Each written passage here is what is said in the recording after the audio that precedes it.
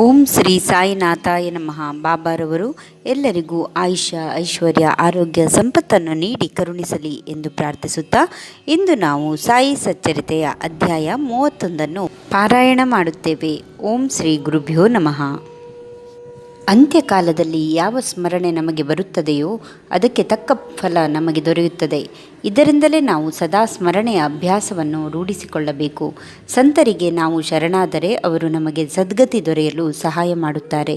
ಇದಕ್ಕೆ ಬಾಬಾ ಅವರನ್ನು ತಮ್ಮ ಅಂತ್ಯಕಾಲದಲ್ಲಿ ಸ್ಮರಿಸಿದ ಹಲವು ಭಕ್ತರುಗಳ ಪ್ರಸಂಗಗಳೇ ಸಾಕ್ಷಿಯಾಗಿವೆ.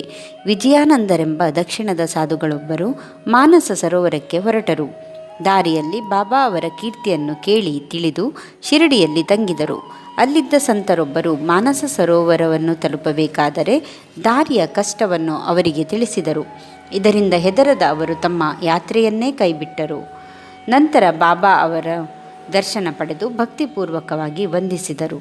ಬಾಬಾ ಕೋಪದಿಂದ ಈ ಸನ್ಯಾಸಿಯನ್ನು ಹೊರಗೆ ಓಡಿಸಿ ಎಂದರು. ವಿಜಯಾನಂದರಿಗೆ ಇದರ ಅರ್ಥ ತಿಳಿಯದೆ ಅಲ್ಲೇ ನಿಂತರು.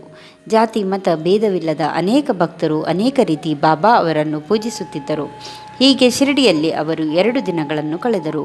ಅಷ್ಟರಲ್ಲಿ ಅವರ ತಾಯಿಗೆ ಅನಾರೋಗ್ಯವೆಂಬ ಪತ್ರ ಬಂದಿತು.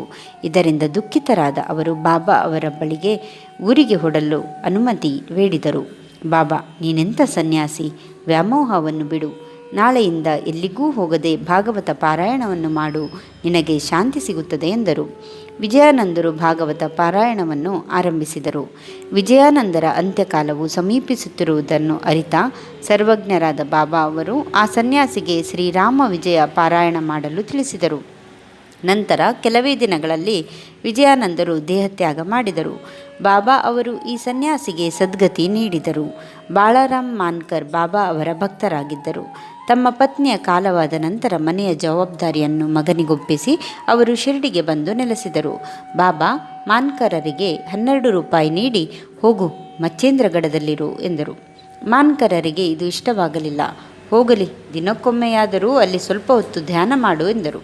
ಮಾನ್ಕರರು ಮಚ್ಚೇಂದ್ರಗಢದ ಪ್ರಕೃತಿ ಸೌಂದರ್ಯವನ್ನು ನೋಡಿ ಇದು ಧ್ಯಾನಕ್ಕೆ ಅತ್ಯುತ್ತಮ ಸ್ಥಳ ಎಂದು ನಿರ್ಧರಿಸಿದರು.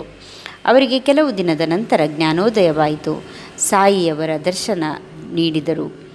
ನನ್ನನ್ನೇಕೆ ಇಲ್ಲಿಗೆ ಕಳುಹಿಸಿದಿರಿ ಎಂದು ಕೇಳಲು ಬಾಬಾ ಶಿರಡಿಯಲ್ಲಿ ಅವರ ಮನಸ್ಸು ಸ್ಥಿರವಾಗಿರಲಿಲ್ಲವೆಂದೂ ಅದಕ್ಕಾಗಿ ಇಲ್ಲಿಗೆ ಕಳುಹಿಸಬೇಕಾಯಿತೆಂದೂ ಸೂಚಿಸಿದರು.